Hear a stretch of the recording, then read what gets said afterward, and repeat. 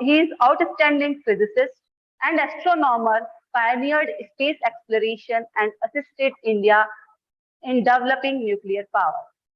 In the honor of Padma Vibhushan, Shri Vikram Sarabhai, Shri Vaishnav Vidyapit Vishwavidyalaya organizes Vikram Sarabhai Memorial Oration.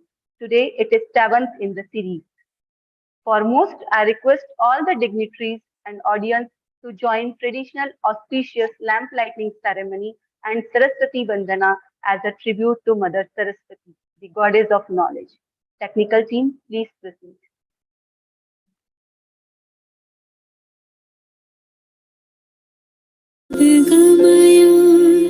तमसो मा ज्योतिर्गमय मृत्योर्मामृतं गमय ॐ शान्ति शान्ति शान्ति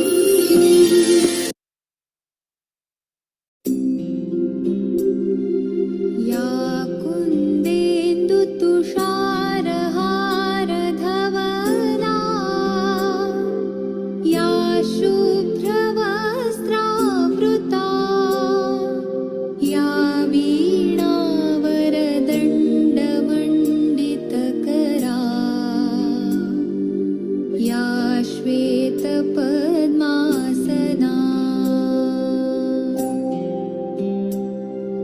या ब्रह्माच्युतशङ्करप्रभृतिभिः देवैः सदा वन्दिता सा मां पातु Saraswati Bhagwati निःशेषजाड्यापहा.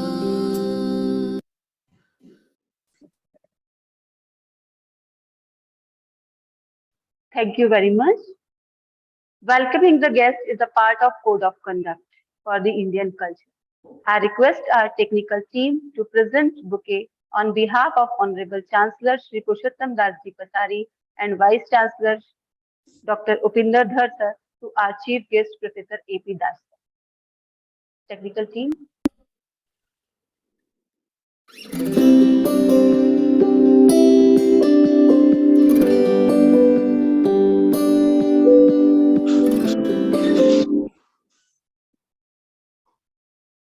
Thank you.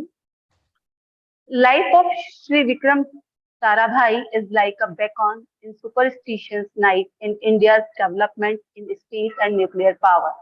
An inspiration for future generation, he always said, he who can listen to the music in the midst of noise can achieve great things. With this word, I request our technical team to show the glimpse of life of Shri Vikram Sarabhai.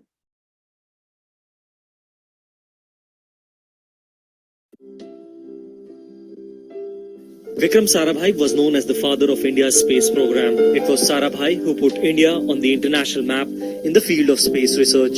He worked in the fields of textile, pharmaceuticals, nuclear power, electronics and many others. Vikram Ambalal Sarabhai was born on 12th August 1919 to a wealthy family at Ahmedabad. Sarabhai had his early education in the family-run school. After completing his intermediate science examination from Gujarat College, Cambridge in 1937, where he obtained his tripos in natural sciences in 1940. At the outbreak of the Second World War, he returned to India and joined the Indian Institute of Science at Bangalore, where he took up research in cosmic rays under the supervision of C.V. Raman. He published his first research paper entitled Time Distribution of Cosmic Rays in the Proceedings of Indian Academy of Sciences. His visit across several science centers enhanced his interest in solar physics and cosmic rays. In 1947, he also founded Physical Research Laboratory in Ahmedabad. In India, he studied interplanetary space, solar terrestrial relationships, and geomagnetism. The most striking aspect of Sarabhai's personality was the range and breadth of his interest and the way in which he transformed his ideas into institutions.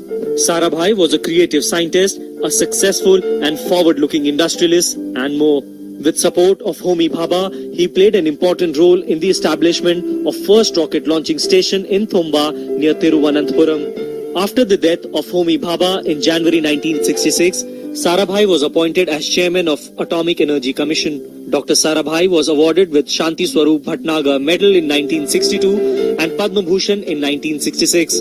On 30th December 1971, the country lost its great scientist and an innovator of the highest order.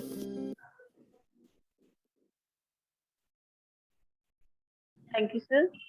I request our Honorable Chancellor, Shri Purushottam Das Ji Pasari, and Vice Chancellor, Dr. Upinder Dhar, sir, and our distinguished speaker, Professor A.P. Das, sir, with all over present here to pay tribute to Shri Vikram Sarabhai virtually.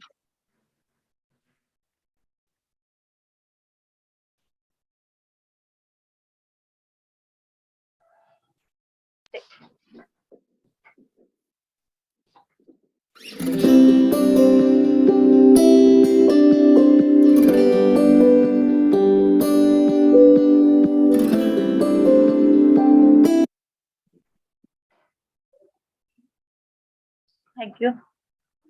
Now I request Honorable Vice Chancellor, sir, to welcome our chief guest by his warm words and gesture. Over to Dhar, sir. Guest on this occasion, Professor A.P. Das, Padma Shri Awardee, and a leading scientist in the country. Honorable Chancellor, Shri Purushottam Das Ji Pasari, all directors of our constituent institutes, faculty colleagues, guests, and young friends. At the outset, I would like to extend a warm welcome to Dr. A.P. Das on this special occasion. Few years back, we were thinking that how our university should be different. What are the practices which can make us different? And one of the practices which we identified was to establish some orations and invite leading scientists and people who have made great achievements in other fields to the campus, so that students and young teachers get inspired. They get inspired by the lives of these great people, great sons of the soil, and also those who have made great achievements in various disciplines. We established the Aryabhat Memorial Oration, which was delivered by many leading scientists, beginning with Padma Vibhushan Anil Kakodkarji.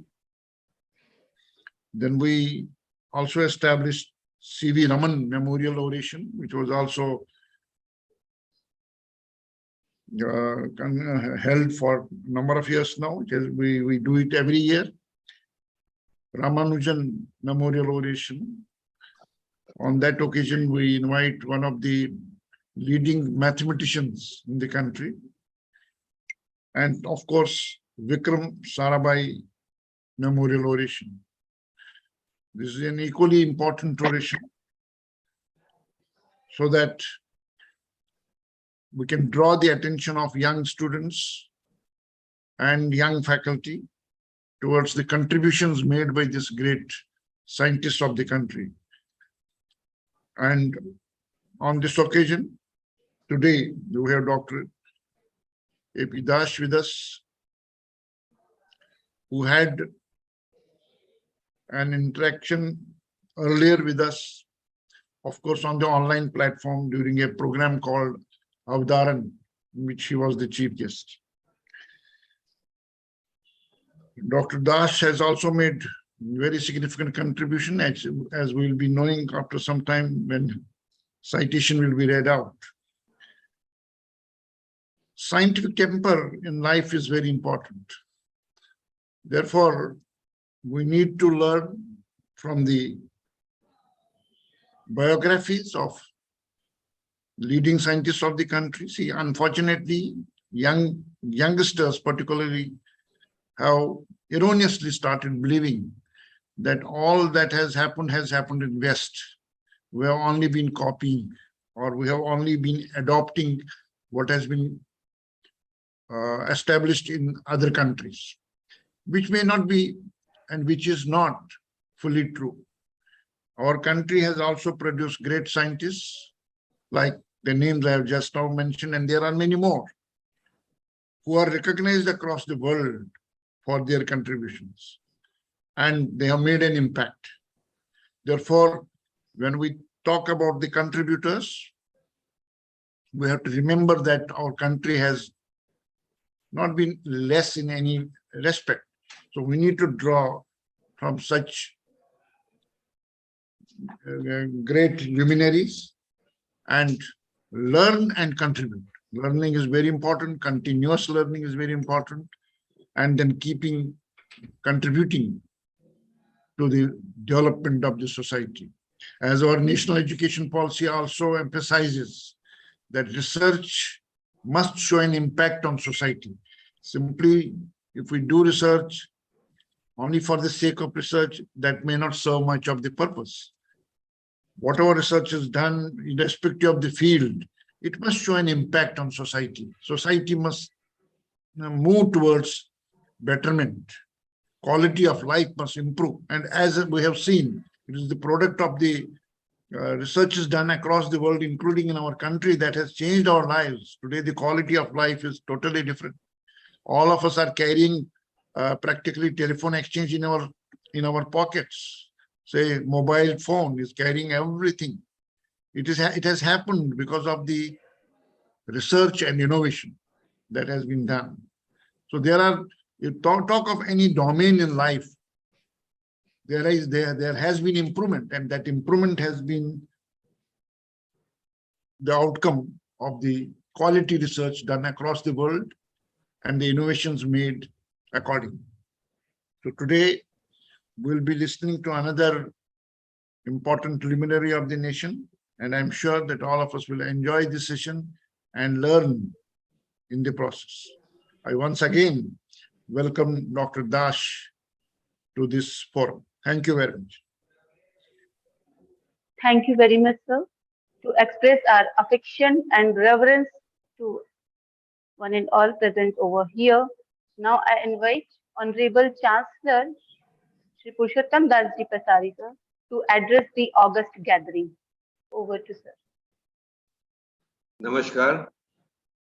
7वें Vikram Sarabhai स्मृति व्याख्यान के माननीय मुख्य वक्ता आदरणीय Padma Shri doctor professor Aditya Prasad Das, कुलपति Asian institute of public health Bhubaneswar Orissa, Shri Kamal Narayan ji Buradia, सचिव Shri Vaishnav Vidyapeeth trust, माननीय कुलपति श्री वैष्णव विद्यापीठ विश्वविद्यालय डॉक्टर उपिंदर धर, वैष्णव ट्रस्ट के सभी ट्रस्टीगण, समन्वयक centre for excellence plasma research doctor उत्तम शर्मा, सभी संस्थानों और विभागों के प्रमुख और सभी विशिष्ट प्रतिभागी जो इस कार्यक्रम में हमारे साथ मौजूद है, आप सभी का मैं वैष्णव ट्रस्ट की समस्त संस्थाओं की ओर से हार्दिक स्वागत करता हूं, अभिनंदन करता हूं। विशेष रूप से हमारे बीच आज आए पद्मश्री डॉक्टर प्रोफेसर आदित्य प्रसाद दास जी का मैं विशेष रूप से स्वागत करता हूं, जिन्होंने आज यहाँ आकर हमारे संस्था का गौरव बढ़ाया है। बंधुओं, श्री वैष्णव ट्रस्ट एवं इसकी सहयोगी संस्थाओं ने गत 138 वर्षों से इंदौर शहर में नर सेवा नारायण सेवा मंत्र को आधार मानकर जन सेवा एवं जन कल्याण के अनेक प्रकल्प संचालित किए हैं। वर्ष 1884 में इंदौर के वस्त्र व्यवसायियों ने स्वयं के व्यवसाय पर शैक्षिक टैक्स लगाकर श्री वैष्णव सहायक कपड़ा मार्केट कमेटी की स्थापना की थी। इसका मूल उद्देश्य असहाय बंधुओं तथा जरूरतमंद नागरिकों की सहायता करना, पशु पक्षियों को आहार देना और साधु संतों की सेवा करना था। सभी पूर्ववर्ती संस्थापकों की दूरदर्शितापूर्ण नीतियों के क्रियान्वयन के फलस्वरूप संस्था द्वारा 1925 से श्री वैष्णव अन्न क्षेत्र एवं श्री रामकृष्ण बाग तथा 1934 में श्री वैष्णो आयुर्वेद औषधालय की स्थापना की गई थी। यह औषधालय विगत 88 वर्षों से आज भी संचालित है एवं अब इसमें आयुर्वेदिक, एलोपैथिक तथा होम्योपैथिक पद्धति से मरीजों का नाममात्र शुल्क से इलाज किया जा रहा है। वर्ष 2015 से ट्रस्ट द्वारा श्री वैष्णो डायलिसिस एवं डायग्नोस्टिक सेंटर की स्थापना की गई, जिसमें प्रति माह करीब 1000 डायलिसिस 400 रुपए नाममात्र शुल्क में किए जा रहे हैं, जबकि डायलिसिस की लागत 1200 रुपए आती है। इस प्रकार 800 रुपए ट्रस्ट द्वारा उसमें योगदान डायलिसिस कराने वाले मरीजों को दिया जा रहा है। सन 1951 में class market Vaishno higher secondary school की स्थापना की गई थी। यह विद्यालय स्थापित होना वैष्णो ट्रस्ट के इतिहास में टर्निंग पॉइंट सिद्ध हुआ। उसके पश्चात आज वर्तमान में वैष्णो ट्रस्ट के अंतर्गत 4 स्कूल, 4 सीबीएसई स्कूल एवं 5 महाविद्यालय की स्थापना के बाद 2015 से वैष्णो विश्वविद्यालय कार्यरत हुआ है। सभी संस्थाओं में 25,000 से अधिक विद्यार्थी अध्ययनरत है। उल्लेखनीय है कि न लाभ न हानि के आधार पर संचालित ये सभी संस्थाएं अपनी प्रतिष्ठा से संपूर्ण देश एवं प्रदेश को गौरवान्वित कर रही है। वैष्णो विश्वविद्यालय का उद्देश्य ऐसा उत्कृष्ट शैक्षणिक वातावरण प्रदान करना है जिससे कि बौद्धिक, नैतिक एवं आध्यात्मिक प्रेरणा मिल सके एवं मूल्य आधारित नेतृत्व की क्षमता को पोषित किया जा सके। स्थापना के अल्प समय में ही यह विश्वविद्यालय प्रादेशिक एवं राष्ट्रीय स्तर पर उन्नतिशील संस्थान के रूप में अपने आप को प्रतिष्ठित करने में सफल रहा है। विश्वविद्यालय में उत्कृष्ट तथा उच्च गुणवत्तापूर्ण प्रशिक्षण, अनुभवी प्राध्यापक, सर्व सुविधा युक्त प्रयोगशालाएं एवं अध्ययन तथा अध्यापन हेतु अनुकूल वातावरण छात्र छात्राओं को उपलब्ध है। छात्रों को समग्र विकास हेतु विश्वविद्यालय स्तर पर अनेकानेक कार्यशालाएं, सेमिनार तथा अन्य कई प्रकार की एक्स्ट्रा करिकुलर गतिविधियों का संचालन वर्ष भर में किया जा रहा है। महान भारतीय वैज्ञानिकों जैसे आर्यभट्ट, श्रीनिवास रामानुजन, सर सीवी रमन, विक्रम साराभाई, मोक्षगुणम विश्वेश्वरैया एवं सुंदरलाल बहुगुणा की स्मृति में स्मारक भाषणों की श्रृंखला आयोजित करने के विश्वविद्यालय के प्रयासों की मैं सराहना करता हूँ। ये व्याख्यान युवाओं को समाज के विकास में भारतीय वैज्ञानिकों के योगदान का स्मरण कराते हैं और साथ ही वे प्रख्यात वैज्ञानिकों और विद्वानों के साथ बातचीत करने के लिए भी एक मंच प्रदान करते हैं। मैं इस ऑनलाइन मंच पर श्री वैष्णो विश्वविद्यालय में हमारे आज के वक्ता पद्मश्री प्रोफेसर आदित्य प्रसाद दास जी का जैव वैज्ञानिक के रूप में विशेषतः डेंगू, मलेरिया, काला अजर, चिकनगुनिया जैसी बीमारियों के उपचार एवं उन्मूलन के क्षेत्रों में किए गए अनुसंधानों के लिए विश्वविद्यालय परिवार की ओर से अभिनंदन करता हूं तथा आपकी उपस्थिति के लिए आभार भी व्यक्त करता हूं। मैं कामना करता हूं कि निकट भविष्य में आप हमारे विश्वविद्यालय का यहाँ आकर दौरा करें और हमारे छात्रों को प्रेरित करें। आपकी विशेषज्ञ सलाह निश्चित रूप से हमारे विश्वविद्यालय को और बेहतर करने में मदद करेगी। यह मेरी प्रबल भावना है कि ये व्याख्यान निश्चित रूप से युवा मन को प्रज्वलित करने के उद्देश्य को पूर्ति करेगा। धन्यवाद। जय हिंद, जय वैष्णव।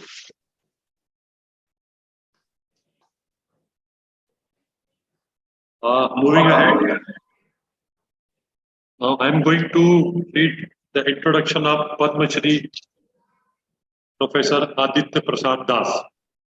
Professor Aditya Prasad Das is a biologist with special interest in malaria and vector-borne diseases.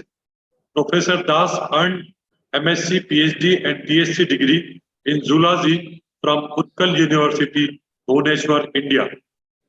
Professor Das has authored more than 1,000 publications. He is serving as the Vice Chancellor of Asian Institute of Public Health in Bhubaneswar. Before joining AIPH, he was the Vice Chancellor of Central University of Tamil Nadu.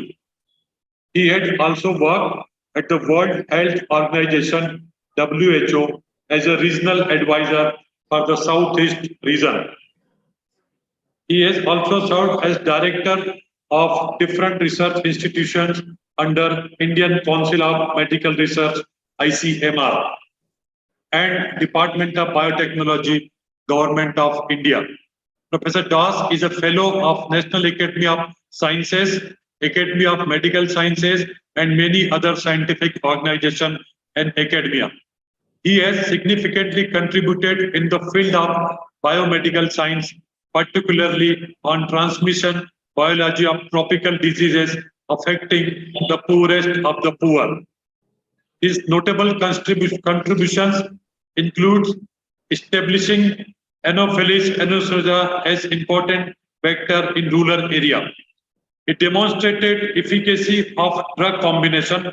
He was instrumental in proving the efficacy of mass drug administration in India. Dr. Das and his colleagues have also developed a simple technique for detecting dengue virus antigens in designated mosquitoes. Many awards have been conferred upon Professor Das for his contribution to development of public health programs. Some of the awards are Dr. T.R. Rao Award from ICMR, Oration Award of Indian Society for Communicable Diseases, Rajiv Gandhi Foundation Award from His Excellency the Governor of Odisha, Dr. A.P. Ray Award for Outstanding Contribution in Malaria Research from Government of India, I.N. Bush Award from Outstanding Scientific Contribution by MIT University, Delhi, Lifetime Achievement Award at the Skill and Vocational Education Summit, Rashtriya Gaurav Award by the Indian International Friendship Society, New Delhi. In the year 2022, Government of India conferred the fourth highest civilian award, Padma Shri, upon Professor Aditya Prasad Das in recognition of his service as a distinguished biologist specializing in vector-borne tropical diseases like dengue, malaria, Kala-Azar, and chikungunya. Sri Vaishno Vidyapit Vishwavidyalaya is privileged to have Professor A.P. Das for delivering 7th Vikram Sarabhai Memorial Oration as distinguished speaker on 14 December 2022. Thank you very much. Now, not taking much time, I request Professor Das sir to please deliver the 7th Vikram Sarabhai Memorial Oration on Please give me a few seconds to draw. Please give me a few seconds to bring my slides, okay? Yeah, sure, sir, sure, sir. I request audience to please put the questions in the chat box for question and answer session after the oration.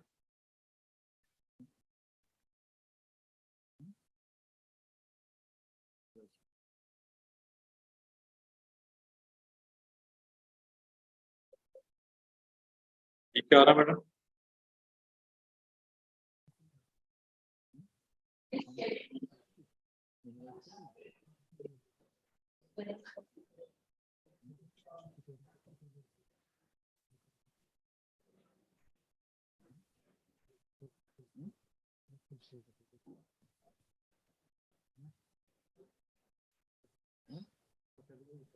Are you able to see now?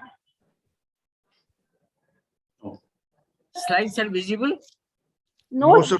we are not. No. Okay, okay. Your screens, sharing is paused. We are seeing your screen but not slides.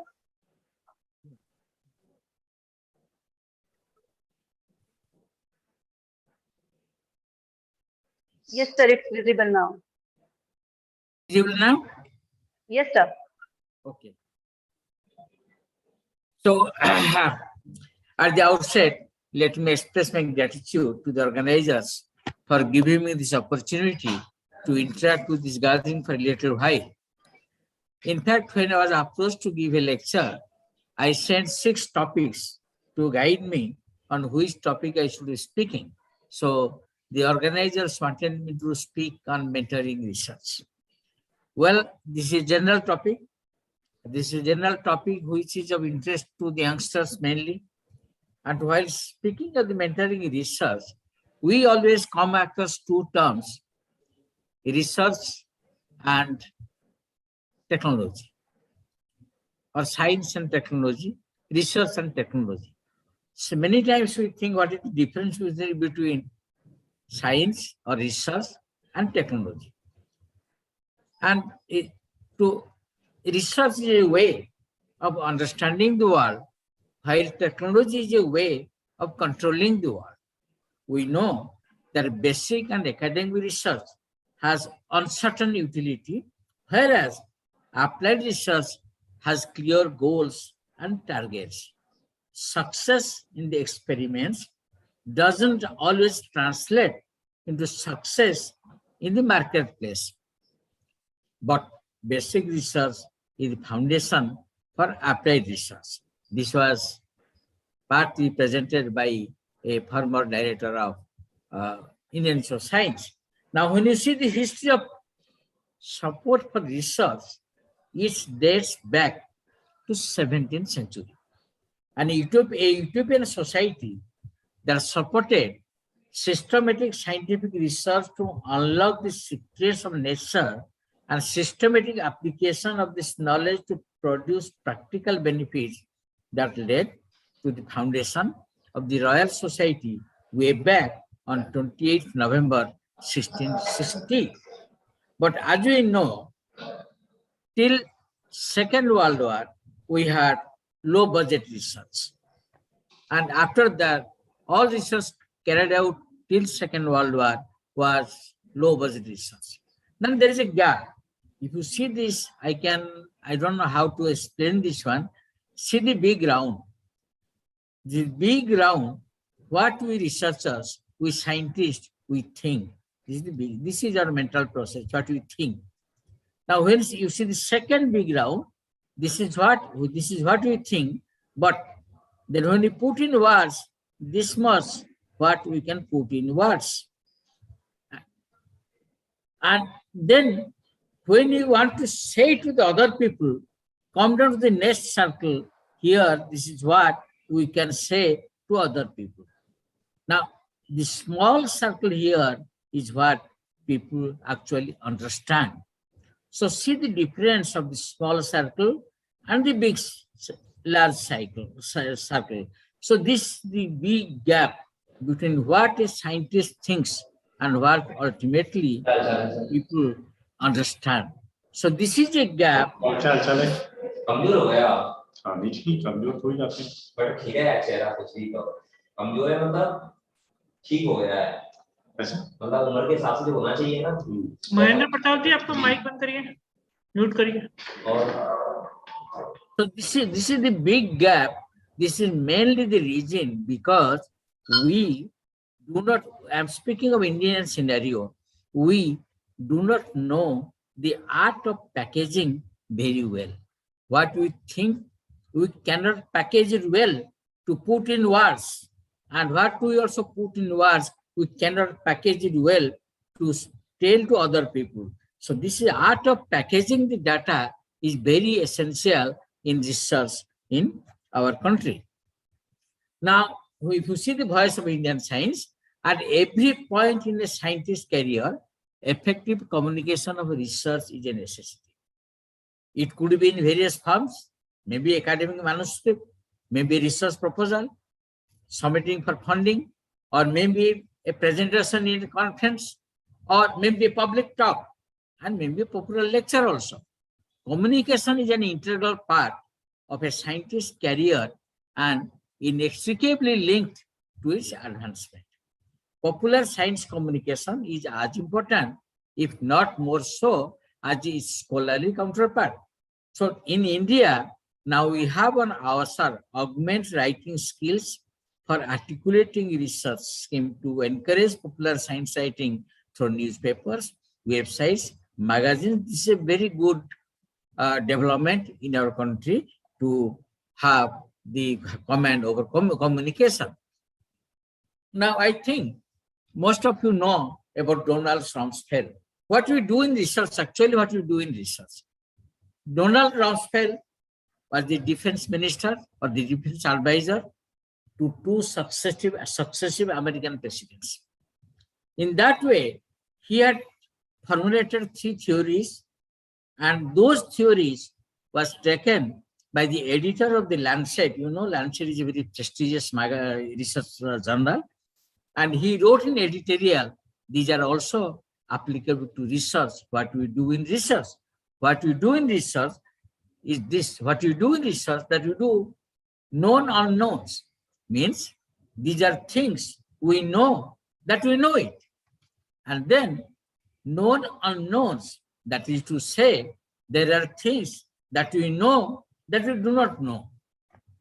Then unknown unknowns, these are the things we do not know that we do not know.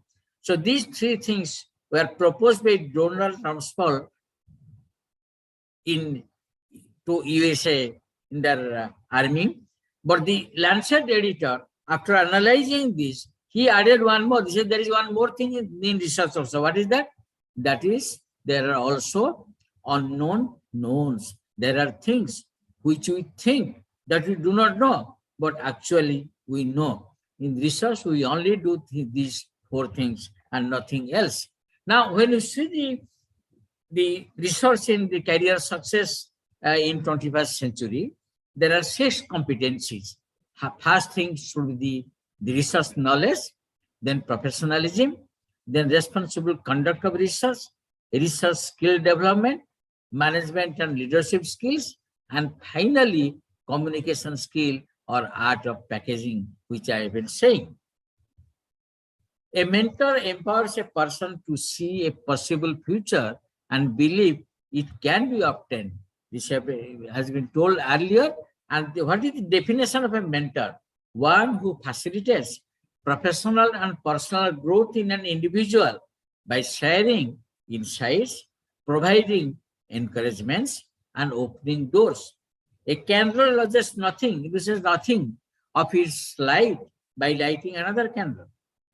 A civilization flourishes when people plant trees under whose shade they will never sit. These are all mentoring. And what is mentoring? Mentoring is a formal or informal relationship between 2 persons. Usually a senior person, a mentor, and junior person, which is a mentee. And the formal mentor has been defined as a person who oversees the career and development of another person, usually junior, through teaching, counseling, and providing psychological support, protecting, and at times promoting or sponsoring. Mentors provide advice, counsel, and coaching to help individuals realize their full potential. I underline, to help individuals realize their full potential. Now, a mentor needs, there are some mentoring characters also. The mentor needs this mentoring, mentor and mentee. This mentoring, that mentoring needs 6 things. Number 1, career progression of the mentee. Number 2, setting career goals for the mentee. Number 3, advocacy. Then developing a network and deciding priorities for research, and finally getting a job. And why mentoring research? Understanding and advancing the organizational culture, providing access to informal and formal networks of communication, and finally offering professional stimulation to both junior and also the senior faculty. Mentors are advisors, mentors are supporters, mentors are tutors, mentors are masters, mentors are sponsors, and mentors are role models for the mentees, those who are coming and taking guidance from them. There's various types of mentorship. The mentorship may be long-term. The mentorship should be structured. It may be formal or informal, but the mentorship should be planned, spontaneous, short-lived, and informal, maybe informal also. There are various types of mentorship. And informal versus formal mentoring, if you see, Natural or informal mentoring relationships can evolve out of a variety of roles that mentors play in the lives of the researchers. This is called as long-term mentoring. Formal programs are structured once it's time-bound. It's a short-term mentorship. There are various ways of mentoring. One can do one-to-one mentoring. One can do a committee mentoring. One can do e-mentoring. And mentoring outside the university and institution is also possible. Mentoring through annual review meetings. Not necessarily one mentee will have one mentor. There may be several mentors. Seminars, panel discussions, academic performance and career development workshops, and professional and academic coaching. These are the various ways of mentoring, and mentoring can happen in any way. Distance mentoring is nowadays a fashion. Using the emails, use email to set up the meetings, clarify plans and goals. And we all know about, especially in the COVID-19 pandemic time, we all very well understand about the distance mentoring. Then communication challenges, listen to nonverbal cues, and then push to for specific information, summarize agreements. These are the things I need not explain in detail because COVID-19 has already taught us how to do distance mentoring. Now, what a mentor should have? Maybe a mentor should have, number one, the research skills, professionalism, scientific knowledge, good reputation, leadership abilities, accessibility, encouraging, and wide contact. I have seen some mentors always snub the students. This is a very wrong approach. So encouragement is very essential for a certain group of students. Then they need it. Able to offer experience, wisdom, and advice, and at the same time, critical assessment of the mentee is essential. And the mentor should teach about the management skills. Management is not the company management, it is the time management, it is the science management, it is that study management, and there should be scientific, good sound knowledge on scientific ethics, which is the most important factor the mentor should do. A mentor should teach to the mentee or to the researcher. There are different roles. The mentors have some set of roles. The mentees have some set of roles. The mentors' roles are they should listen and observe the mentee. They build a relationship. They should never abuse their authority and nurture self-sufficiency, establish protected time together, and provide introduction to develop a network and should be constructive. At the same time, mentees, they also have a certain parameters for themselves to follow. They should actively seek mentorship. If you do not seek mentorship, who will give you mentorship? Take active part in briefing sessions, agree on objectives with the mentor, ask questions and seek advice, adhere to negotiated schedule and confidentiality levels, provide formal feedback, and keep a record of meetings with the mentor. Whenever you go to the mentor, have a discussion, keep a record of it. There is also something, this is for doctoral mentoring. If you go for postdoctoral studies, there is something called as postdoctoral mentoring. Like consider career pathways in the early stage, network throughout all stages, learn to guide others, and work towards developing a program of research, move towards greater independence and complexity in research. The typical postdoctoral program goals includes building on dissertation work, continue to build knowledge and skills like the research methods, design and measurement analysis. Networking is very necessary, interdisciplinary collaboration, grants administration, budgeting and personnel. This is a postdoctoral student should do. A postdoctoral student is expected to write a proposal, to do the budgeting of the proposal, and research dissemination and translation. How you select a mentorship? There are certain criteria, again 6 criteria to select the mentorship. has to see your research interest, which tallies with the research interest of the mentor, then the experience of the mentor, ability to communicate, and relevance and importance of research, program, and staff support. Then the mentor should have demonstrated performance in his or her field. There are certain best practices to be followed, and if these best practices to be followed are: the mentor is led by the example, interact with respect and professionalism, respect for each other, build trust, partnership, no spoon feeding to the mentee. If you spoon feed the mentee, write a research paper for the student will never grow. Time management is very important. The regular review of the student's work and regular interactions with the experts and other mentees. In case you leave before the mentee, suppose a mentor is there, a student is there, but the mentor is leaving the organization for better prospects. In case you leave the mentee, then you should have a plan in place to hand over the student to another appropriate mentor. This is very essential, and where the students otherwise they face a lot of problems. If the student is assigned to you, try to meet with the existing mentor to debrief, meet with the students to reorient it. Your style of work and expectations may differ from the prior mentor. Sorry.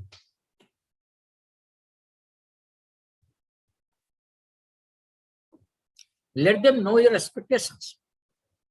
Clarify the expectation and inform about the work habits important to you and the project. Showing up when expected.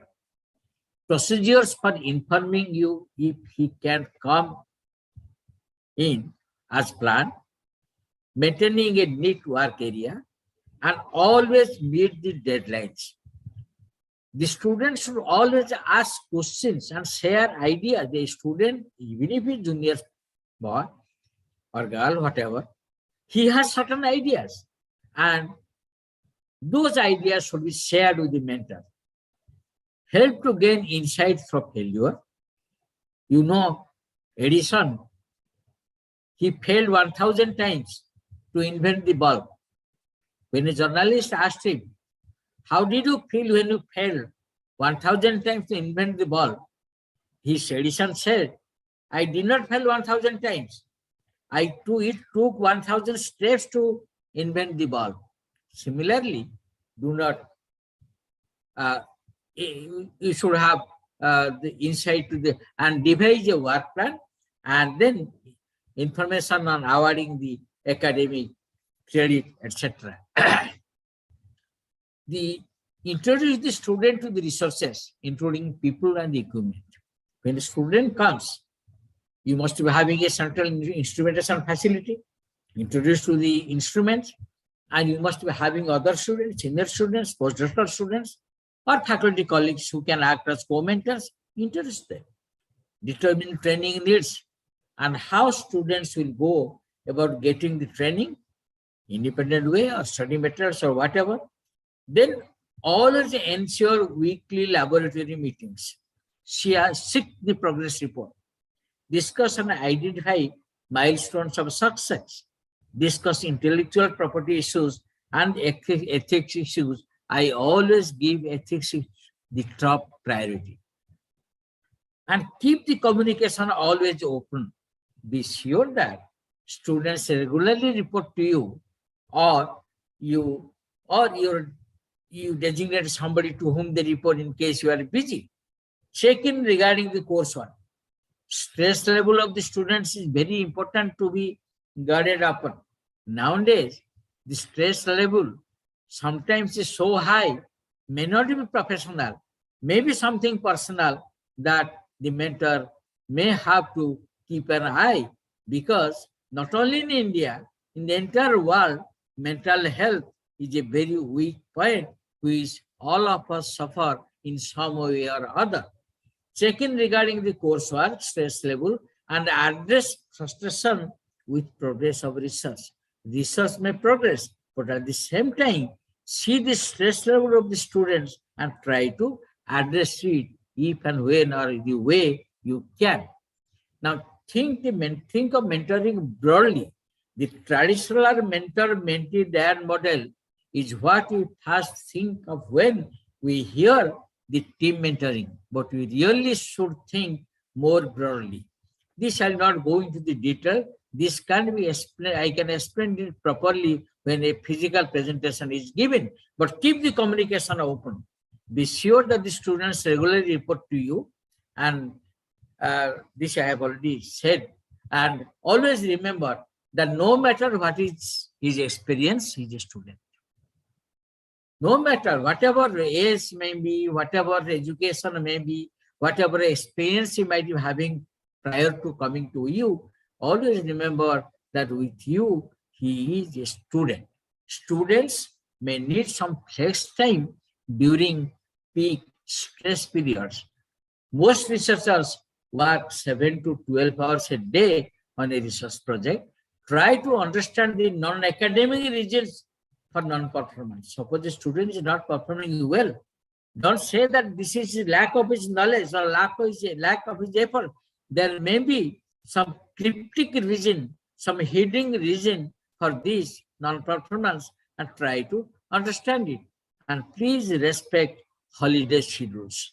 Respect personal life of a student. Personal life is personal life. Please respect that. Then similarly, an ideal mentor should be always available to the student. Otherwise, suppose I am doing my PhD under somebody. Whenever I go to my guide is not available. And guide should be a good listener. He should listen whatever you say. Not that before the student says something, you go on imposing your ideas on him. Always ready to help and should be able to offer experience and advice, offer critical assessment, and always encourage the student. And then has good contacts, build a good relationship, and the mentor should always be constructive. And always multiple mentors should be encouraged, not that necessarily the typically what we have been doing during my PhD days. I did my PhD in 1978. I did my master's in 1973. And in my days, only one guide. That is not good. I know the difficulties we faced when I was doing my PhD. Always encourage multiple mentors. Supervisor doesn't need to be the sole mentor.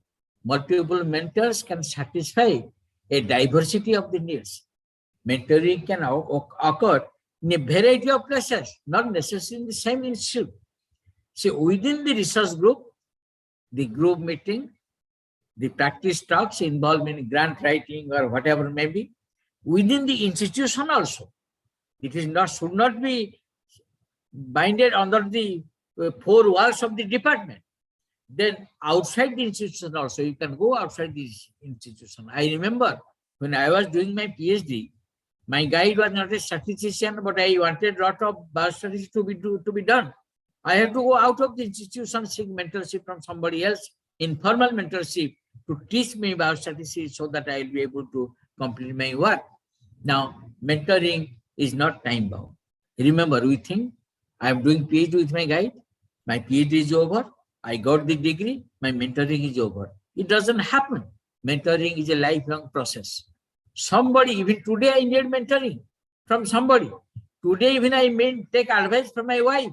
Today I take my advice from somebody else. So mentoring is a continuous process, and ideal mentors should be guided at all stages during PhD or postdoc, and during their defense and after the PhD work goes. The benefits of good mentoring are many: academic success, and creates a sense of support, better relationship and establishes better networking, better career choice, sense of responsibility. There are many good aspects of good mentoring. What mentor gets the benefit? The mentor gets the satisfaction from assisting a junior colleague. Improvement in their managerial skill, increased stimulation by the bright ideas of bright and creative students. There are some good times also. during a mentor and mentee relationship. Play a part in improving someone's life. See them gain confidence.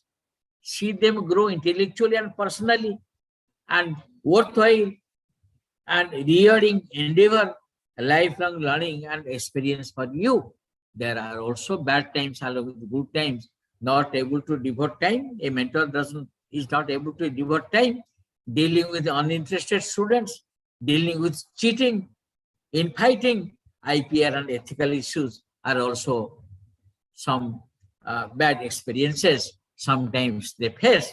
Now, gain understanding of the organizational structure, often access, these are the benefits the student can get to informal networks and receive assistance and support in defining and reaching the career aspirations. The best mentor-student relationship have again 6 aspects. Honest, there should be two-way exchange. Respectful debate on differing views. If you differ in views, you always agree to disagree. Critical assessment of ideas, a leveling of the power gradient, mutual and unconditional acceptance, respect for limits and boundaries of the mentee and also the mentor. The ethical relationship with the supervisor is very important. The relationship between the student and the supervisor is unequal and hierarchical.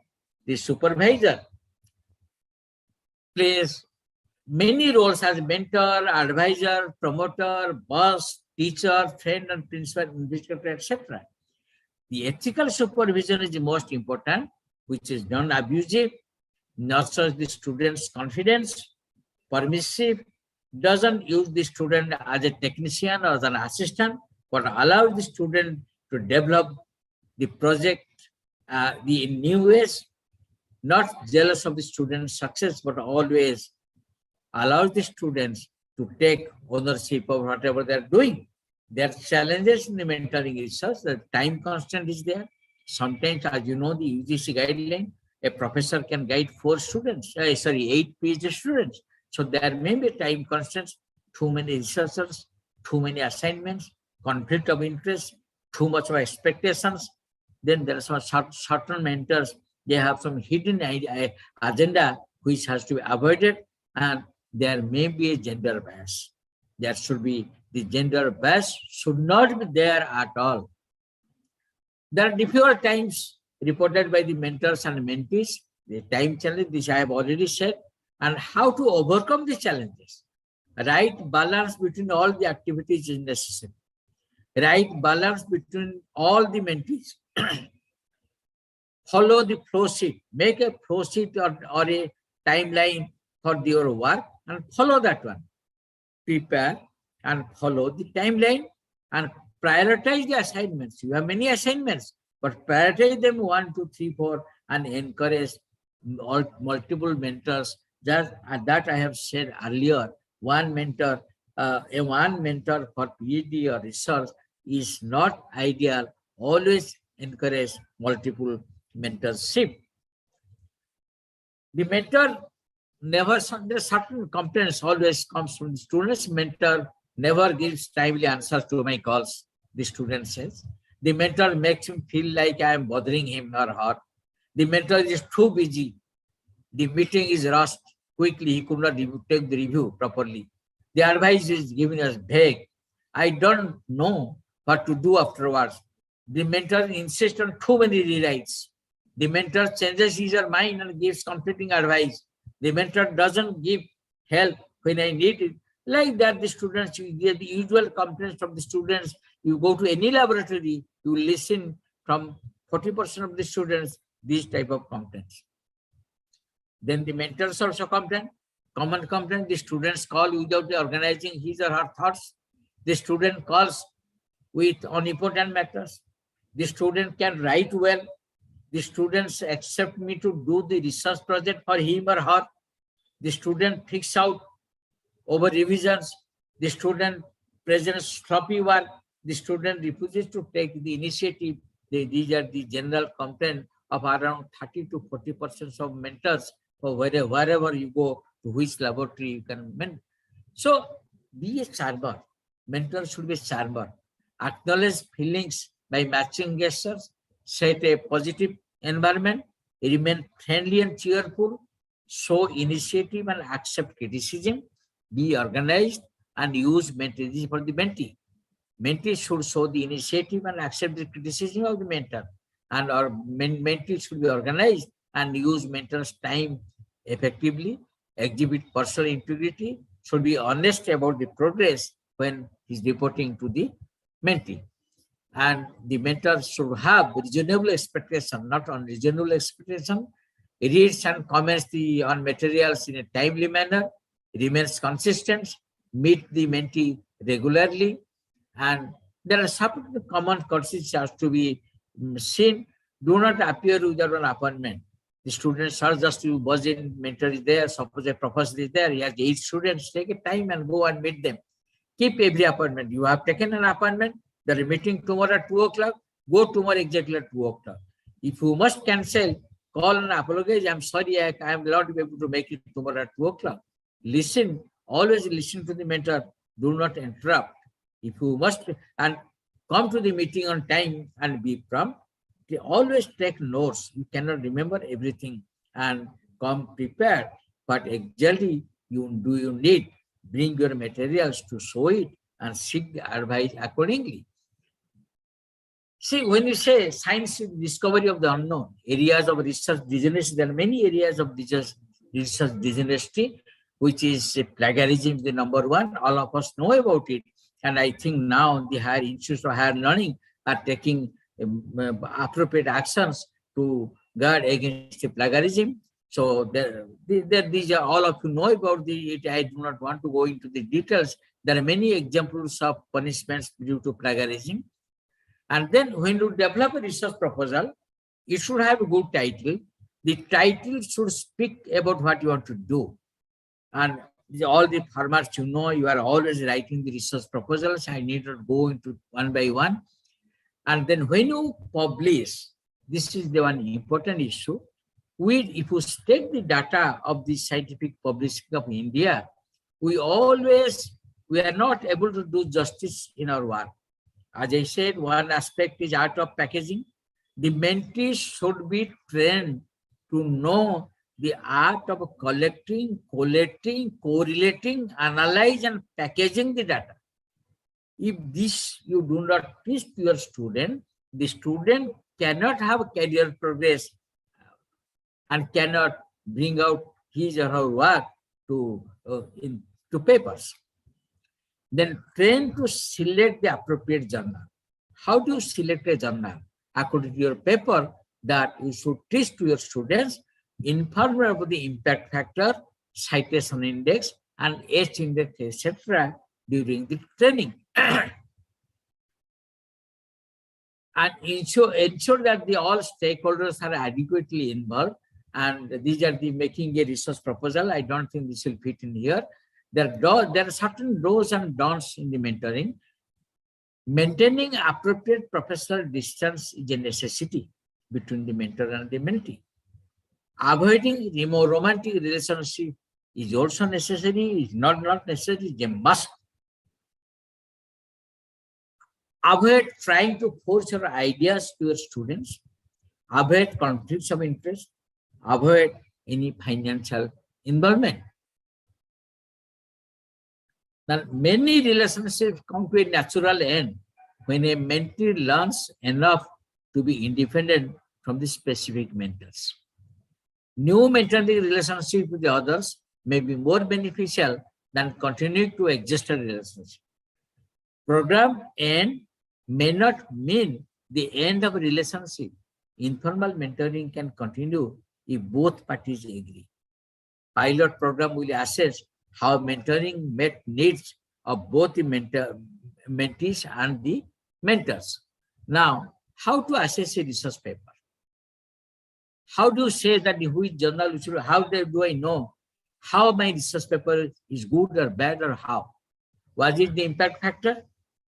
Earlier, when I was a student, I was publishing paper, even the impact factor concept was not there. Citation index concept was not there. We are publishing our papers in any journal we wanted. But now the personal judgment is, if you ask me, I will say you read a paper and judge it, how it is. That is the person. Though we have many scientometric indices. The scientometric indices, you see, you have impact factor earlier, you have citation index, then you have H index, came in 2005, then science citation index, and wave of science index. You know the impact factor, how they are calculated. Ranking of the journals are also there. Now, when we say impact factor, do you think that impact factor in medical sciences, impact factor in biomedical sciences, impact factor in mathematics, social sciences, and languages are the same parameters? No. There are different impact factors are taken as good publication in different, for example, life science. If you publish in a journal having impact factor more than 3 is considered as a good publication or fairly nice, satisfactory publication. While in the earth science is 1.1, in physics 1.5, chemistry 1.5, and mathematics and computer science 0.5, then material science and engineering 1.6. These are varies according to subjects. So H index, you know, I need not say, everybody is now talking about H index. It came in 2005. Now H index, but H index also I do not give much importance on H index, because I will ask you one question. Suppose my H index today is 56. After 5 years, I stop research. I don't do anything. My H index will go up or go down. It will go up. So H index is also not giving the correct picture. So if you see according to a paper published by scientists of Stanford in 2020, and for the entire career up to 2020, the 23 disciplines, one of the parameters used for the citation was the citation of the paper, citation per paper. This is what I personally take as an important parameter to judge the quality of science. And then when you see the citation of paper, you can see USA, the average citation per paper of the top scientists is 4,000, China 571, and India 250. According to NAAC self-study report, the average, if you see now Indian Institute of Science, you know nowadays the university accreditation, NAAC accreditation, though I do not pay any importance on that, NAAC accreditation or anything, but you have to accept what is the country needs, what do you need. So according to the NAAC Indian Institute of Science, the average, according to the NAAC, average per faculty citation was 35. This is calculated for average 430 full-time faculty members and 5 years of the total citation of 75,000. So Indian Institute of Science, the average citation paper is 35. So if you see now the long back, there was an analysis was done. If the H index is 12, you can get a tenure at a US university. If it is 15 to 20, fellowship the American Physical Society. If it is 45 or more, and US National Academic Societies. And H index is 20, I-10 is 60. After 20 years of your career, you are a successful researcher. If your H index is 40, I-10 100, after 25 years, you are an outstanding researcher, likely to be found in top universities. But if your H index is 60, after 25 years, and I-10 is 150, or H is 90, I-10 is 200 after 35 years, you are truly unique individual.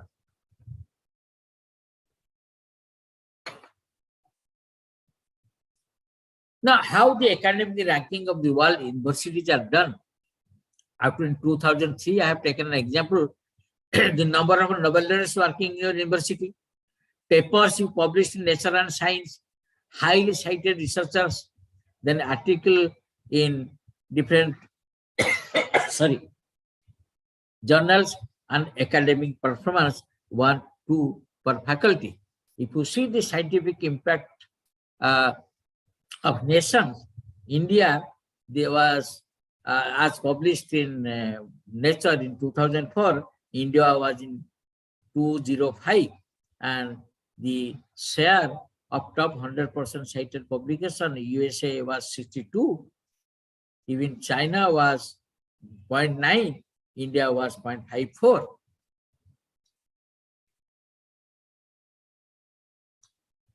Let us see the patent scenario in India. India lacks in innovation because India lacks a patent culture. A total of 45,000 patents are filed in 2016-17 in the country, of which 71% were filed by the foreigners. Around 120 good laboratories in India, 50 in DRDO, 14 in Enso Science, 23 IITs and 6 in ISRO together filed only 781 patents out of 45,000 patents. This clearly indicates that lack of patent culture in India is clearly visible. If India is to be a global knowledge hub, it needs to create a local ecosystem for cutting-edge research and development and improve its patent culture.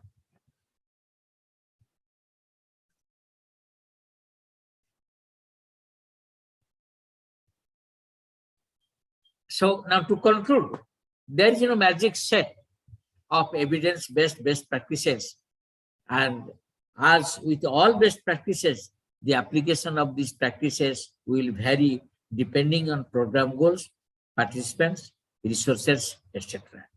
Ongoing conversations between the mentors and researchers about the best practices are crucial. Hopefully, the ideas about best practices presented here will promote useful discussion throughout the meeting and beyond. Thank you very much. I thank all my colleagues, those who have worked with me in different institutes which I have headed in my career. Thank you so much. Thank you. Thank you very much, sir, for sharing your knowledge with us. Definitely, it will help us to the upcoming mentors like me and the other young faculty members that to promote the research. Thank you very much, sir. Now, session is open for question and answer. I request our panelists. Sir, please unshare your screen. Yes, yes. Yes.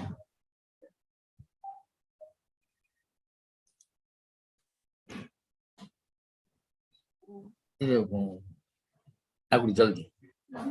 there is one question from our faculty. Yeah, I'm going through it. See, Yes. the best way, the question is how to have, how to deal with the conflict of interest. That's what I said from the very beginning. Yes, Have the discussion, see the expectation of the students, and avoid conflict of interest. When the conflict of interest is there, mentors should avoid that place and on share the screen. This one. This one. Huh? No. Huh? Is it okay now? No. Yes, sir. Okay.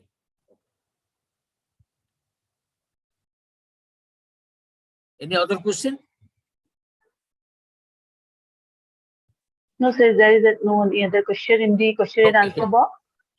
Anything from the our panelists? I welcome. Professor K.N. Guru Prasad has some question. Yeah, please. Yes, Professor Yeah. Guru Prasad. Yeah, so I was just wanting to know what's the status of research funding these days for the scientific projects.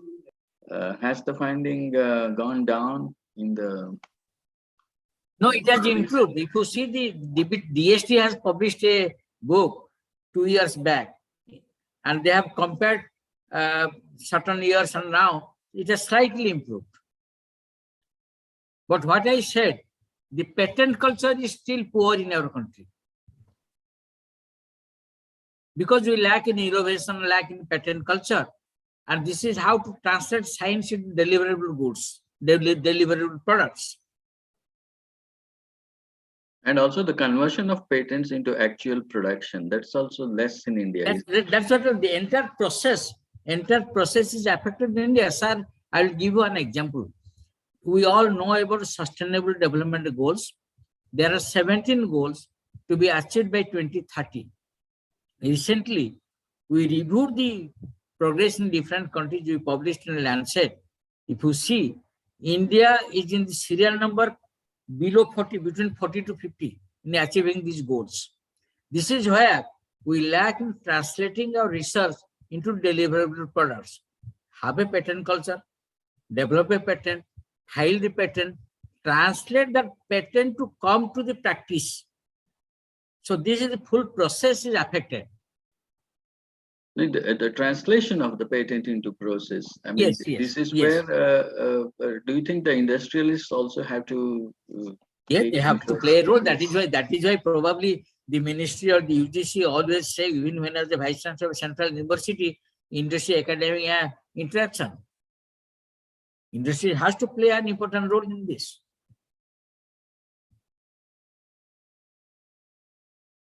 Okay, thank you. Thank you very much, sir. So now gradually we have reached the end of the program. I request Director Shri Vaishnav Institute of Science, Dr. K. Guru Prasad sir, to propose the vote of thanks. Thank you, For this. Dr. Neetu Kataria. Our distinguished speaker today, Professor A.P. Dash, Honorable Chancellor Purushottam Das Pasari, Honorable Vice Chancellor Dr. Rupendra Dhar, heads of the institutes of the university, heads of the department, staff members, students, and others. It was indeed a great occasion to listen to Professor A.P. Dash. He dealt in detail about mentoring and research and stressed on the importance of communication as an integral part of research, both in writing and speaking skills. Then he went into the detail of mentor-mentee relationship and also the guidelines for maximizing research potential by improving the relationship between the mentor and mentee. So his suggestions will be extremely useful for the upcoming researchers and young mentors in the university. On behalf of the university and Sri Vaishnav Institute of Science, I thank Professor A.P. Dash for accepting our invitation and finding time to grace this occasion of 7th Vikram Sarabhai Memorial Oration. I also thank our Honorable Chancellor Purushottam Das Pasari for finding time to be with us in this program. And these programs have been possible under the able guidance of our Vice Chancellor, Professor Rupendra Dhar, who has been encouraging the participation of academicians of this country in all fields, including science, management, engineering, social sciences, and others. With this, we come to the conclusion of this, and I thank everyone who has found time to be here with us in this program. Thank you. Thank you very much. Thank you. Namaskar. Thank you very much, Professor Dash. Thank you. Namaskar. Thank you very much. I once again thanks to all the dignitaries and delegates to present through the online platform. I request all of you to please rise up at your place for the national anthem.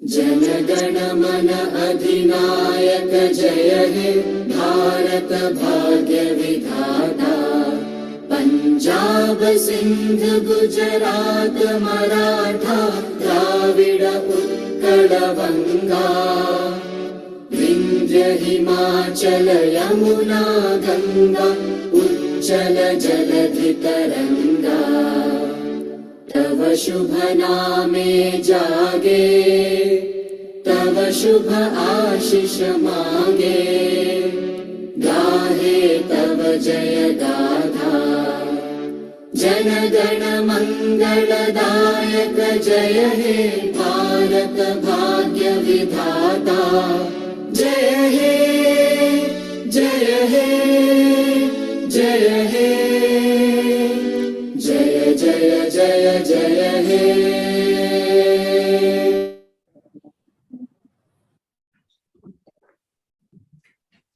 Thank you very much, sir, for being with us. Okay, bye. Bye. Namaskar. Thank you very much. Thank you, sir. Yes, sir. Namaskar, namaskar. Namaskar. You may, Namaskar. yeah. You may Thank you, exit. sir. Thank you very much. Thank you very much, sir. So, please, I just close the meeting. Thank you, sir. Thank you, Vikram. Thank you.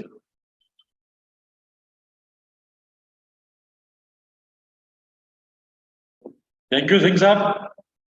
Thank you doctor साहब, thank you so तो much. Actually आपके ना आपके mail के ऊपर एक आपका special link आया होगा पैनलिस्ट का, उससे आप डायरेक्ट पैनलिस्ट की लिंक में आ जाते हैं। ठीक है ओके डॉक्टर साहब, ठीक है sir, thank thank you you so so much. Much. And webinar कर दो, वहाँ पे दिखाऊंगा एंड वेबिनार।